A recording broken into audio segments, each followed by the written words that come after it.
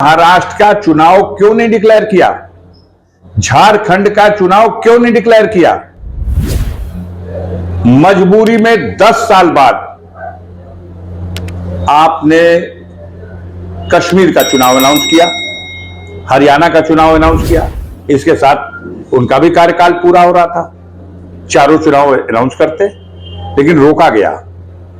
घटना हो गई। रोकने के बाद जो करना चाहते थे वो घटना झारखंड में हो गई। चंपई सोरेन को किस तरह से वर्गलाया गया, तोड़ा गया।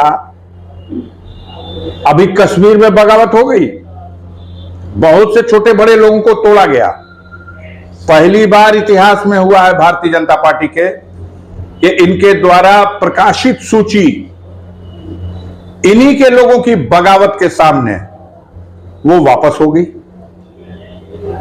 पहली बार डिक्लेयर सूची वापस लेके फिर क्या डिक्लेरेशन था, क्यों विरोध था? क्योंकि बाहर से दूसरी पार्टियों से आप किसी प्रलोभन से उनको जो छीन झपट के लाते हैं, उसको आप लोगों ने ऑपरेशन लोटस का नाम दिया है। उनको टिकट दिया गया था। कार्यकर्ताओं में बहुत ही आक्रोश था, विद्रोह था, और ये स्थिति उत्पन्न हो गई। तो बहरहाल देश ऐसे वक्त से गुजर रहा है जब आप देखिए चुनाव के बाद से पूरे देश में कानून व्यवस्था की स्थिति बद से बदतर हुई है। यह भारतीय जनता पार्टी की सरकार है, जहां जहां सरकारें हैं। ममता बनर्जी का तो इतना वावैल है, एक घटनाक्रम हुआ है। हम उस घटना की घोर निंदा करते हैं। उनके दोषियों को कड़ी से कड़ी सजा दिलाई जाने की मांग करते हैं। पीड़ित परिवार को भारी सहायता देने की मांग करते हैं।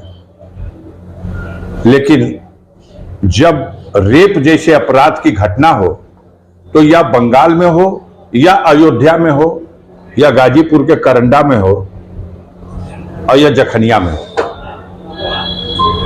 उन घटनाओं को और उसमें लिप्त जो समाज विरोधी तत्व हैं, उनके साथ कार्रवाई में अगर भेदभाव किया जाएगा तो जनता में एक गलत संदेश जा रहा है।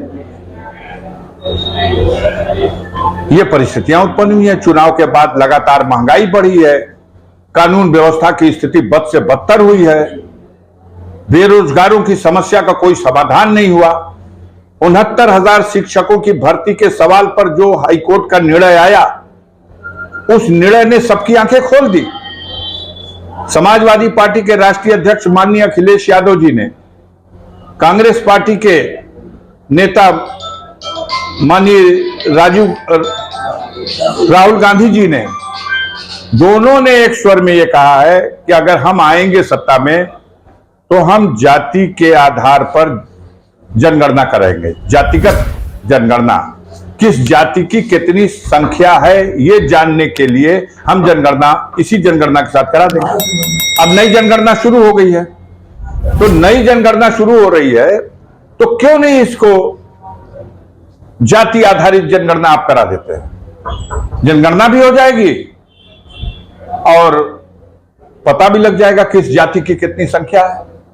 मानवर कांशीराम भी कहा करते थे, माननीय अखिलेश यादव जी भी इस बात पे बल देते हैं कि जब एक बार जनगणना से रिजल्ट सामने आ जाएगा किस जाति की कितनी जनसंख्या है, तो हमारा योजना आयोग हो या प्लानिंग कमीशन, ये बैठेगा और उस जाति की जनसंख्या के हिसाब को दृष्टि में रख करके और उसके कल्याण के लिए योजनाएं बनाएगा।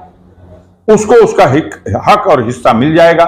आजादी के 75 साल के बाद भी जो गरीब आज भी बुरी तरह से एकदम दरिद्रता की स्थिति में जीवन जी रहा है, उसके उत्थान का एक रास्ता बन जाएगा। आप क्यों भागते हैं जाति आधारित जनगणना से? सांसद जी, बात की जाए, कल ममता बनर्जी कलकत्ता में जो है भाजपा ने बंद का आह्वान किया था, तो ममता बनर्जी ने भी जो है असम बंगाल, असम, उड़ीसा, यूपी तक को जला डालने की बात कही थी। ये सब आप लोग जोड़ दीजिए। इन लोगों ने कहा था कि हम बंगाल को जला देंगे। ये लोग जला देने, बांट देने, काट देने, उड़ा देने, ठोक देने, मिला देने मिट्टी में, ये सब इन लोग के डायलॉग हैं। ये किसी दूसरे के हो ही नहीं सकते। इस पर तो इनका एक तरह से पेटेंट है। इन डायलॉगों को कोई दूसरा कैसे बोलेगा। लेटेस्ट अपडेट के लिए हमारे चैनल न्यूज़ इंडिया फर्स्ट को लाइक, शेयर एंड सब्सक्राइब करें एंड यस, बेल आइकन को प्रेस करना ना भूलें।